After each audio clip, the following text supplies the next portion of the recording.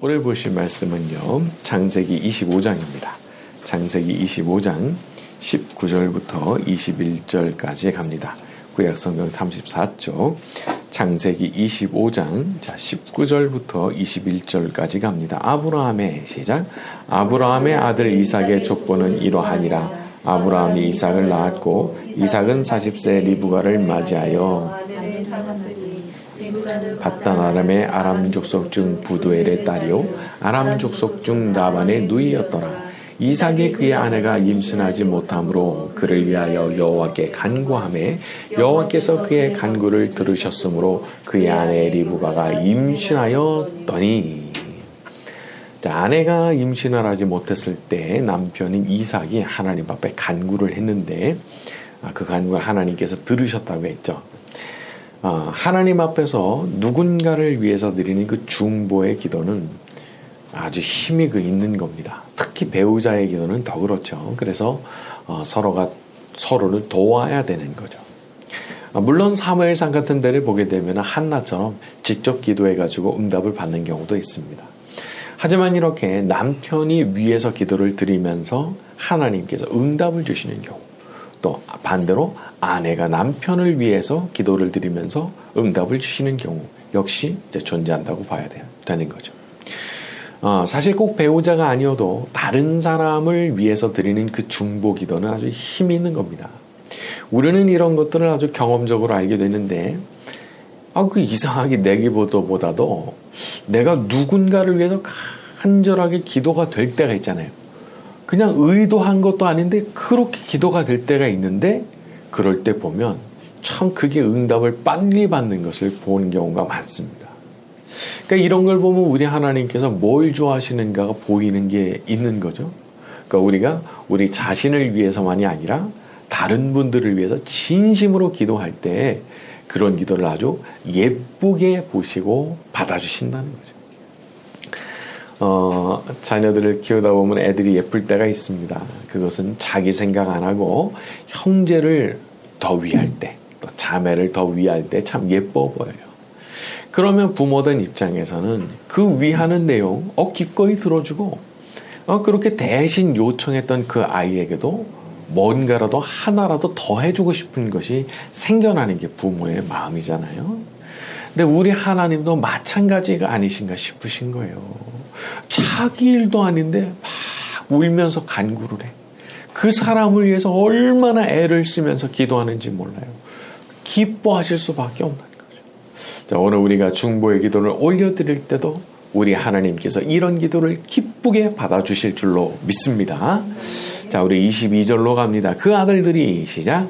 그 아들들이 그의 태 속에서 서로 싸우는지라.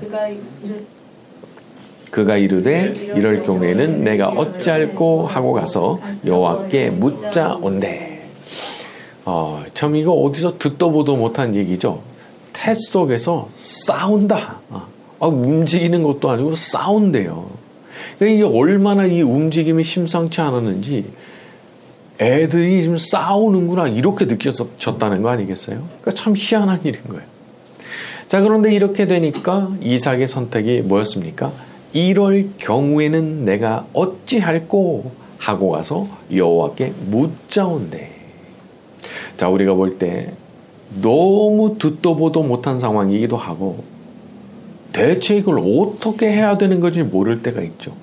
이삭 입장에서 보면은 뱃속으로 들어가서 애들을 말릴 거예요. 어떻게 할 거예요? 할 수가 없는 거예요.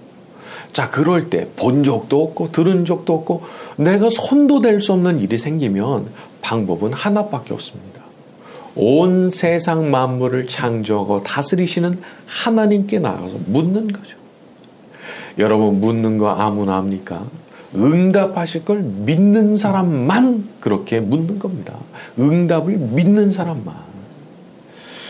하지만 사실 그렇다고 해서 이걸 그렇게 쉬운 과정으로만 말한다면 그것은 적절치 않은 설명이라고 생각을 해요. 왜냐하면 하나님은 때로는 너무 쉽게도 응답하시지만 때로는 아주 어려운 과정을 거치고 나서 응답을 주시기도 하기 때문이죠. 너무 금방 응답됐던 케이스 어떤 거죠? 아브라함의 종이 리브가를 만나게 되는 장면.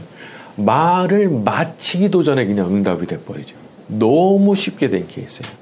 자, 그런데 또 다른 케이스도 있습니다. 자, 우리 예레미야서 42장으로 갑니다. 구약성경 1120쪽 예레미야서 42장 1절에서 7절입니다. 구약성경 1120쪽쯤에 있습니다. 예레미야서 42장 자 1절부터 7절까지 가죠. 42장 1절부터 7절. 자, 이에 시작. 이에 모든 군대의 지휘관과 가라의 아들 요하난과 호사의 아들 여사냐와 백성의 낮은 자로부터 높은 자까지 다 나와 선지자 예레미야에게 이르되 당신은 우리의 탄원을 듣고 이 남아있는 모든 자를 위하여 당신의 하나님 여호와께 기도해 주소서. 당신이 보는 바와 같이 우리는 많은 사람 중에서 남은 적은 무리이니 당신의 하나님 여호와께서 우리가 마땅히 갈 길과 할 일을 보이시기를 원하나이다. 선지자 예레미야가 그들에게 이르되 내가 너희 말을 들었은즉 너희 말대로 너희 하나님 여호와께 기도하고 무릇 여호와께서 너에게 응답하시는 것을 숨김없이 너희에게 말하리라. 그들이 예레미야에게 이르되 우리가 당신의 하나님 여호와께서 당신을 보내사 우리에게 이르시는 모든 말씀대로 행하리이다. 여호와께서는 우리 가운데 진실하고 성실한 증인이 되시옵소서. 우리가 당신을 우리 하나님 여호와께 보내면 그의 목소리가 우리에게 좋든지 좋지 않든지를 막론하고 순종하려 함이라. 우리가 우리 하나님 여호와의 목소리를 순종하면 우리에게 복이 있으리이다 하니라. 10일 후에 여호와의 말씀이 예레미야에게 임하니. 자, 마지막 절에 언제 말씀이 임했어요? 10일 후에. 예레미야가 열흘을 꼬박 기도하고 나서야 하나님의 말씀이 들려온 거예요. 그러니까 우리가 너무 쉬운 케이스만 생각을 하고 조금 기도하다가 아이고 뭐 아무 일도 없구만 하고 그냥 돌아서는 일을 하면은 안 되는 거죠. 정말 그게 그렇게 고민되는 일이라면 진짜 믿음으로 열심히 간구를 해야 되잖아요. 예레미야 같은 대선지자도 열흘이 꼬박 걸렸는데 뒤로 가서 다니엘서 가면은 다니엘은 응답받을 때 며칠 걸립니까? 3주 걸리죠. 21일 동안 기도합니다. 21일 동안. 그러니까 우리가 너무 쉽게 예단을 해버리면 안 되는 거죠. 이 기도의 응답이 어떤 때 올지는 모르는 거기 때문에. 자, 하지만 하나님께서는 우리가 얼마나 진지하게 하나님께 여쭙고 있는지를 보시거든요. 마음과 정성과 간절함을 보시죠. 그래서 응답을 주시는데 yes든 no든 wait든 응답을 주시는데 그게 오늘 밤이 될지 누가 알겠습니까? 오늘 밤에 우리가 진지하게 나가서 하나님께 기도할 때 오늘 밤 하나님께서 응답 주실지 누가 알겠어요? 자, 오늘 우리가 기도할 때 하나님의 응답의 역사가 나타나게 되기를 바랍니다. 자, 우리 다시 창세기로 돌아가세요. 자, 23절로 갑니다. 여호와께서 시작. 여호와께서 그에게 이르시되 두 국민이 내 태중에 있구나. 두 민족이 내 복중에서 나누이리라. 이 족속이 저 족속보다 강했고 네. 자, 그런데 하나님께서 미래에 대한 예언을 주시는데 두 국민이 있다는 거예요. 다시 말해서 두 민족의 시조가 될 사람들이 리브가의 태 속에 있다는 겁니다. 그리고 이 족속이 저 족속보다 강할 것이고 큰 자가 어린 자를 섬길 것이다. 우리가 성경 안에서 이런 부분을 발견할 때마다 참 드는 생각은 참 인간이 얼마나 미약한 존재인가 하는 거예요. 분명히 우리가 이 세상을 살아가면서 스스로 책임지고 뭔가를 성취하면서 살아가야 되는 부분이 있습니다. 부인할 수가 없죠. 내가 의지를 발휘해야 되고 책임져야 되는 영역이 분명히 있으니까. 그런데 또 한편으로는 너무 신비롭게도 이렇게 다른 편에 하나님께서 모든 걸 다 정해두셨다. 이런 말씀이 나와 있는 거예요. 그래서 이게 우리가 볼 때는 좀 이상해 보일 수 있는 겁니다. 우리 머리로는 이해가 안 되는 부분이 있는 거죠. 분명히 나한테 의지가 있고 책임도 있는데 또 다른 한편으로는 하나님께서 저 높은 데서 다 정해두신 바가 있다는 거예요. 자, 하지만 우리의 삶은 내가 이해가 안 된다고 해서 안 사라지는 건 아니더라고요. 내가 머리로는 이해가 안 돼요. 정리가 안 돼요. 그런데 살아보면 몸으로 살아보면 그 말이 그냥 이해가 되는 순간이 오더라고요. 어느 순간 이해가 돼요. 이게 내가 그렇게 애쓰고 노력하며 살아왔지만은, 또 실수도 하고 실패하다 하면서 그렇게 살아왔지만은, 사실은 높으신 하나님께서 정하신 대로 이게 다 흘러가는구나. 그게 깨달아지는 순간이 온다는 거죠. 그래서 우리가 이런 신비 앞에서 엎드려 경배할 수밖에 없는 거죠.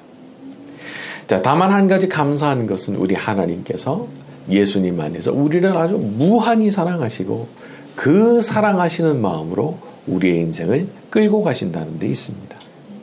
우리를 인도하시는데 정말 사랑하시는 마음으로 선한 목자가 양떼를 몰고 가듯이 우리를 인도하시는 거죠.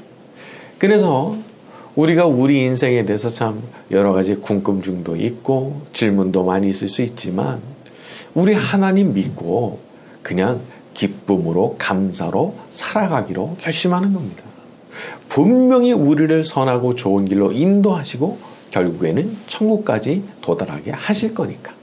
그리고 천국에 도달하게 되면 이 땅에서 내가 그렇게 참 궁금하게 여겼던 그 궁금증들 거기서는 다 풀릴 거니까 말이죠. 우리는 그 하나님 믿고 갑니다. 그 선하신 하나님의 인격을 믿고 우리 하나님 그 좋으신 하나님의 인격을 믿고 우리의 인생 맡기고 살아갑니다. 우리가 살아가는 하루하루의 삶도 선하신 우리 하나님께서 우리를 인도하고 계시는 줄로 믿습니다. 자, 우리 24절부터 26절입니다. 그 해산 시작. 그 해산 기한이 찬즉 대쌍둥이가 있었는데 먼저 나온 자는 붉고 전신이 털옷 같아서 이름을 에서라 하였고 후에 나온 아우는 손으로 에서의 발꿈치를 잡았으므로 그 이름을 야곱이라 하였으며 리브가가 그들을 낳을 때 이삭이 60세였더라. 각각 아기들이 태어났는데 특징이 있죠. 에서는 그 어린 게 전신이 털옷 같았다고 했고 붉었다고 그랬어요. 그런데 야곱은 또 아니었던 겁니다. 이거 누가 결정하겠습니까? 이런 특징, 자기가 결정하는 것도 아니고 부모가 결정하는 것도 아니고 하나님께서 결정해서 내보내시는 거예요. 그래서 우리가 우리 자신에 대해서도 감사하는 마음을 가져야 되는 것 같습니다. 아니, 하나님께서 이렇게 만들어서 내보내시는데 내가 날 싫어한다면 하나님께 얼마나 죄송한 일이 되겠어요. 그리고 또 다른 분들에 대해서도 우리가 같은 마음을 가져야 되는 거죠. 내 마음에 들지 않을 수도 있어요. 나하고 진짜 안 맞아. 이런 말이 절로 나올 수 있어요. 하지만 우리 하나님께서 만들어서 세상에 내놓으신 사람이라면 나는 그 이유 하나만으로도 그 사람을 존중해야 될 이유가 있는 거죠.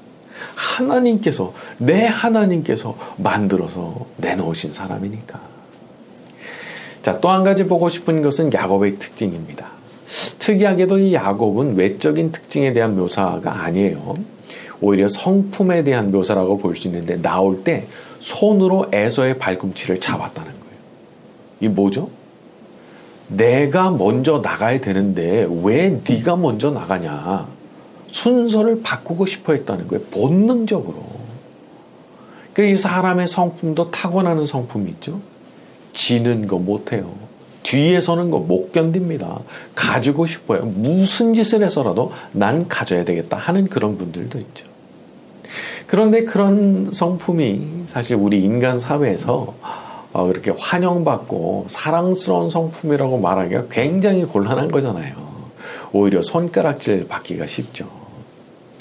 자, 그런데 놀라운 것은 우리 하나님께서 오히려 그런 야곱을 이삭의 계보를 이을 사람으로 선택하셨다는, 그런 사람, 태어날 때부터 기질이 그런데 참 아주 예쁘지 않은 그런 기질을 가졌는데 그 사람을 택하셨다는 거예요. 우리는 우리가 잘해서 우리 하나님이 우리를 기뻐하신다고, 예뻐하신다고 생각하는 경우가 있습니다. 물론 잘하는 분들이 더욱 사랑받는 건 사실이에요. 하지만 하나님 사랑에는 또 다른 측면이 있죠.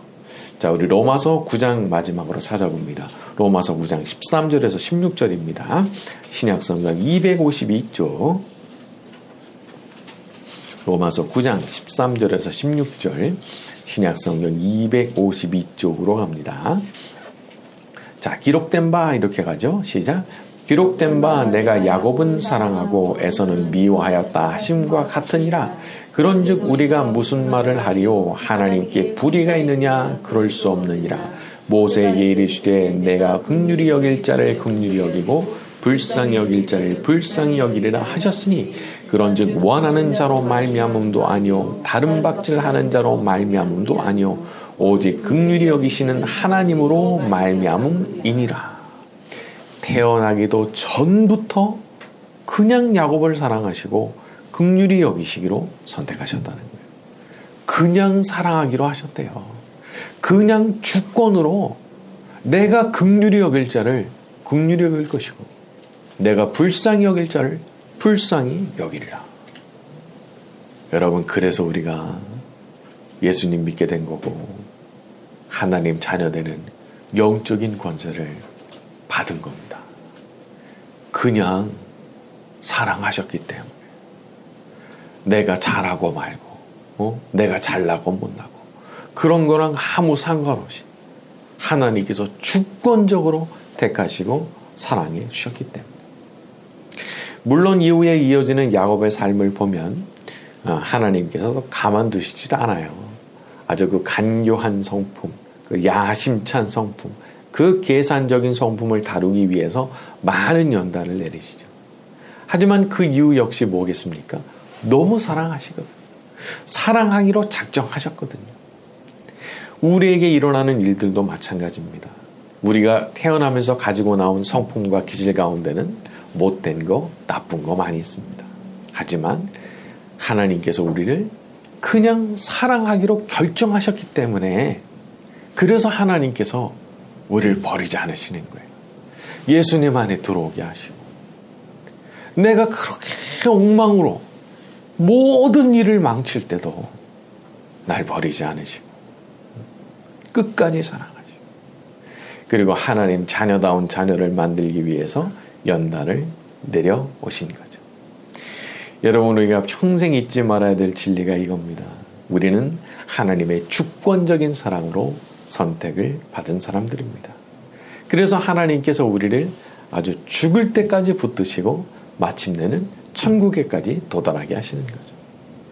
사람의 사랑에는 한계가 있습니다. 하지만 하나님 사랑에는 한계가 없습니다. 그래서 우리를 포기하지 않으시고 끝까지 붙들어 주시는 거죠. 자, 지금도 우리 하나님께서 이 모든 어려움에도 불구하고 우리를 지극히 큰 사랑으로 붙들고 계시는 줄로 믿습니다. 자, 오늘 말씀 여기까지 하고